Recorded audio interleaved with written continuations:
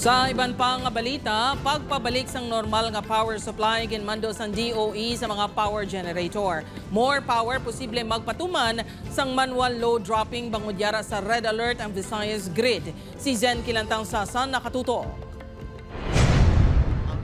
Ginmando ni Department of Energy Secretary Sharon Garin sa National Grid Corporation of the Philippines nga padasigon nga maresolba ang transmission constraints nga nagaapekto sa mga planta kag naga-trigger sang yellow kag red alert sa Visayas kag Luzon grid.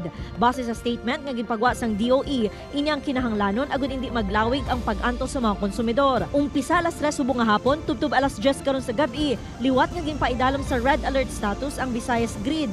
Yellow alert naman halin alas 10 tubtob alas 11 sa gabi.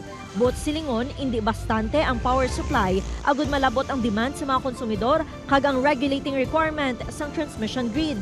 Bangod sini, posible nga magpatigayon sang manual load dropping ang more power sa tion nga may advisory ang NGCP. Agud hindi matamaan ang residential consumers, nagabuhin ang more power sang load sa commercial consumers. Ang demand mas taas compare sa supply, like naga-elevate din siya compare sa supply, pero ang ideal dapat ang supply ang mas taas sa demand.